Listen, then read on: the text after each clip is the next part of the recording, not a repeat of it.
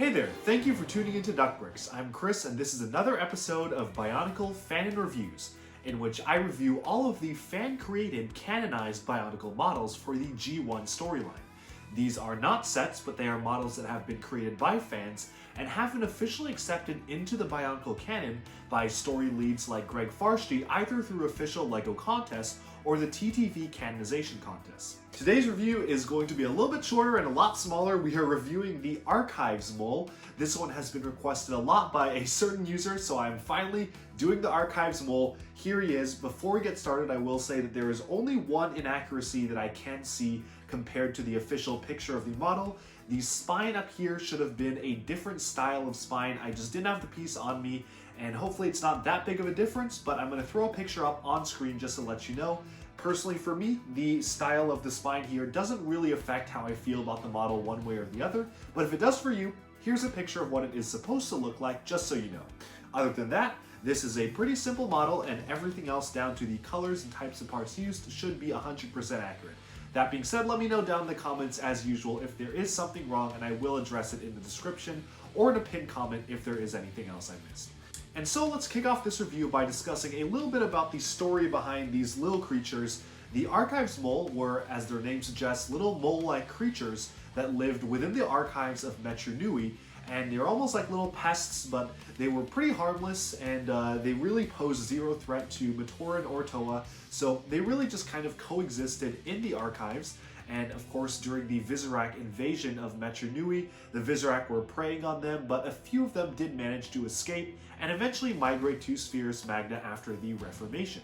So it's not a lot of deep backstory and lore that goes into this. Obviously, they had a little bit more description in the Rahi book, but in general, these are just supposed to be background creatures to flesh out the world of Bionicle, and I will be reviewing it as such. Specifically, I will be reviewing it on 4 major points. Number 1, posability, so how well can I get it into good poses? Number 2, building techniques, so how well is it built? Does it use parts creatively? Is it just taking pieces of sets and stacking them together, or is there actually some thought that's been put into it?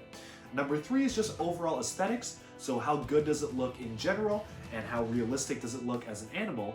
And 4 is how well does it fit in the Bionicle universe? So being a Rahi, I will be comparing it to other Rahi and kind of discussing how I feel like it fits within the rest of the world of Bionicle. So without further ado, let's just dive right in and take a look at the Archives mole.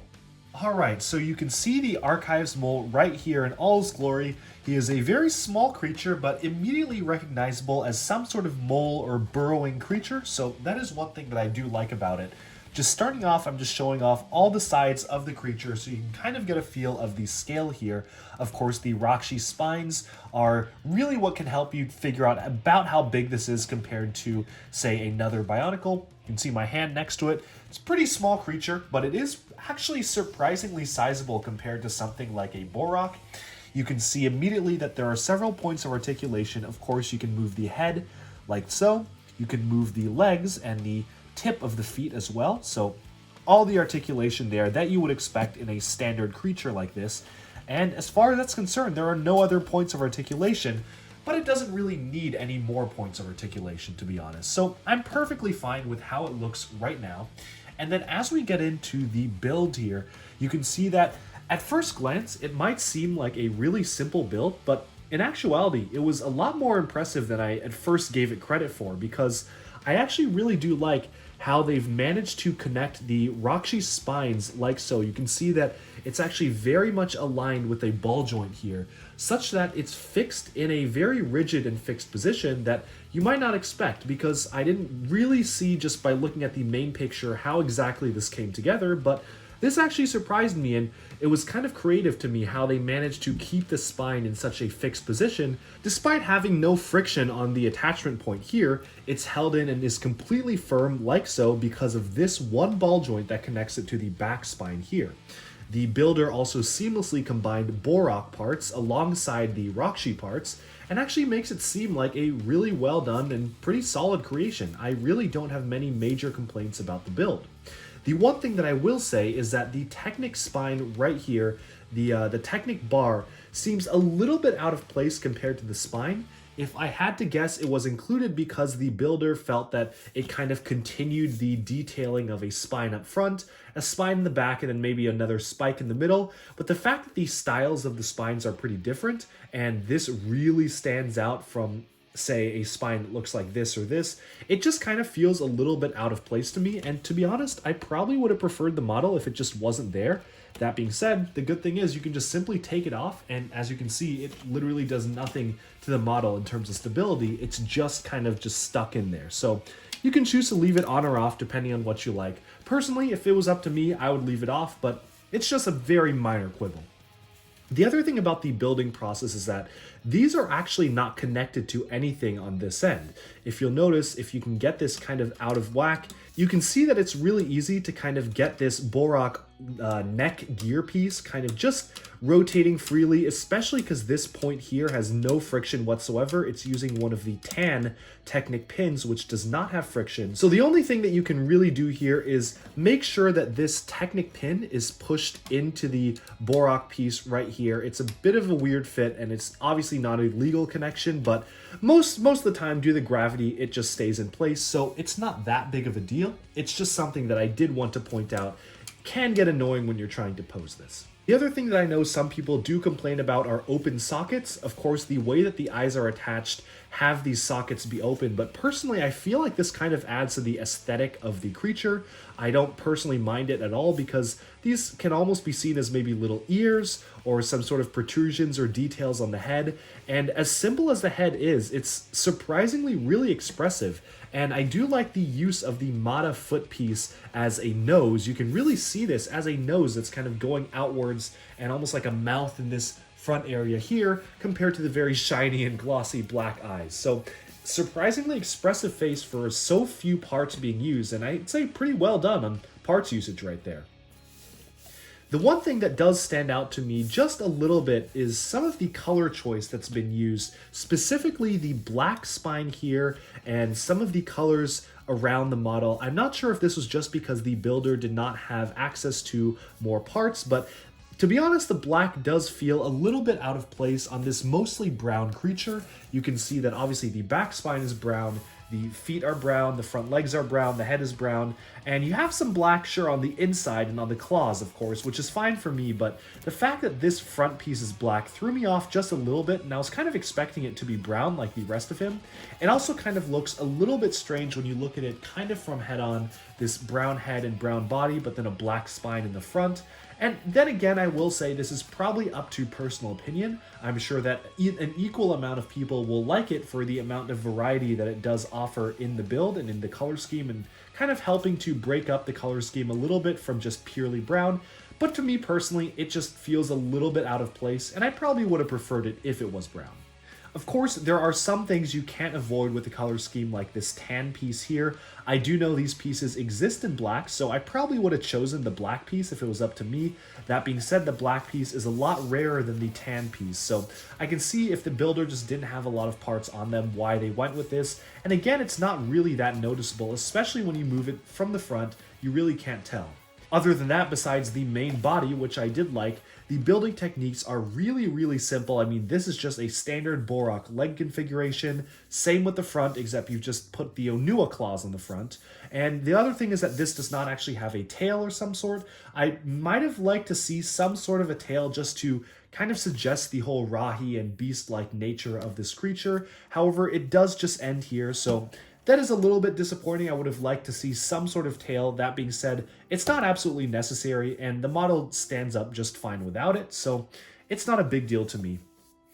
And so with that, we have mostly covered the building techniques and the posability. Now, just talking about aesthetics as a whole, this, in my opinion, is one of the cutest Bionicle Rahi that they've ever come out with. I really love the way that the face is done. It makes it look really expressive, and you can really feel like this creature is looking at you, especially with the small size here. So I do think that that was done quite well. Overall, as I mentioned, you've got the color scheme, minor issues here, but in general, I really do like the diminutive stature and the fact that it scales pretty well next to a Matoran, and especially a Matoran of Metru Nui. And we'll be getting closer into that when I compare it against representative samples for point 4.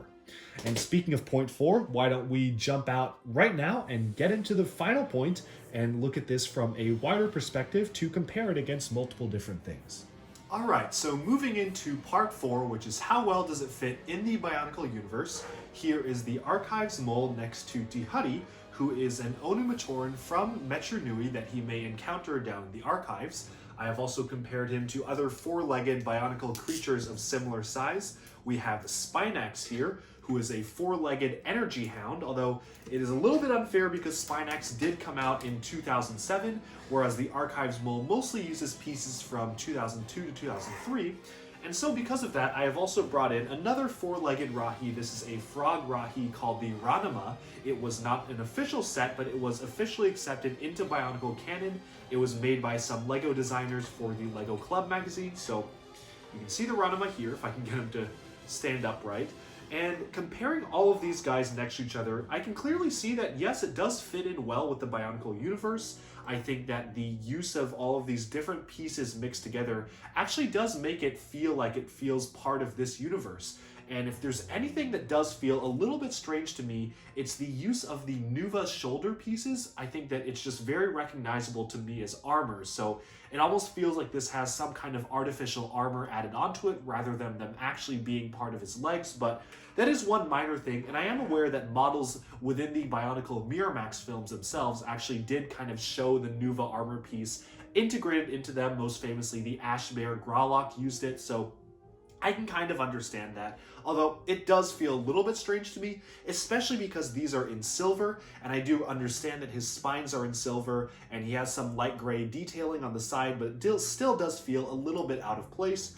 That being said, I think compared to these representative samples, he does fit in pretty well with the rest of the Bionicle universe, and I could very easily see this as being part of it. So in that regard, we're going to start off by giving my overall thoughts. I will give this one an 8 out of 10 on believability in the universe. The only thing that throws me off a bit, as I said, is this Technic beam right here feels a little bit out of place compared to the very smooth curves.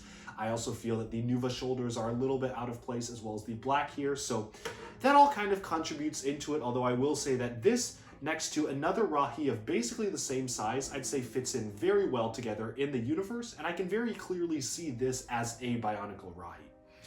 The next point we have is just general aesthetics, so let's set these guys aside for now. And talking about just the aesthetics as a whole, I'm going to give this one a 7 out of 10 because I do feel that, again, the black in the front here is really out of place compared to the rest of the build. They have this weird axle that's kind of sticking out of nowhere that doesn't really look too much like a spine to me. And then you have the Nuva shoulders, but everything else I think feels pretty good on this Rahi build. And especially I like the way that the spines kind of curve into each other and are angled at unique angles that you wouldn't really see in a set. So I do like that. That's why aesthetics is just a 7 out of 10, which isn't bad. In terms of posability, again, nothing really crazy, but there doesn't really need to be anything crazy going on. I mean, you've got the head, the legs, and the feet. That's all I could really ask for. I wish there was a tail, so that's the only thing that I do wish was there, but everything else is just pretty much standard. So posability, just average, 7 out of 10, I would say. I mean, a tail would have been nice, and of course you can only bend the legs just one way. It's not like he has knees that you can bend like that, so this is one minor thing, although you can't really integrate knees at this scale given the parts that were available, so I do understand that. And then finally, building techniques. I feel like building techniques is a little bit of a mixed bag on this one in particular, because I was impressed with how the torso went together in general, although I do feel that the legs are very simple. They're literally just Borak legs. The front legs and back legs are pretty much the same, and that does detract from it a little bit, although it does get some points for the head, while being simple, being pretty unique and expressive using the parts that he has, especially using the Mata foot as a snout here, I think makes a lot of sense, and I really do like that parts usage. So I'm going to give the general building techniques a 7 out of 10. Nothing crazy is going on, but there's nothing particularly bad either, so it's a bit of a mixed bag, but it is a very cute build to have. And of course, you can't really compare this to the likes of, say, Artaka or the Melding Pterodax. It's just really not on that level, but for what it is, I do like it. And with that, that concludes my review of the Archives Mole. I hope you enjoyed it, and hopefully the one person who has been asking for the Archives Mole enjoyed this video. Let me know down in the comments below if there's anything you guys would like to see next. I think after focusing on Rahi for the last 2 videos, I will go back to reviewing some of the Dark Hunters next, and maybe even some odd ones like the Paraka Fusion or the Glatorian ones, but we'll have to see. Let me know down in the comments below, what do you think of the Archives Mole? Is this one that you plan on building yourself? Because it is pretty simple and cheap and easy to build. And what kinds of models would you like reviewed next? Let me know, and thanks for tuning into Duckbricks. Stay tuned for even more LEGO news, reviews, discussion, and analyses coming your way very soon. Thanks, and bye-bye for now.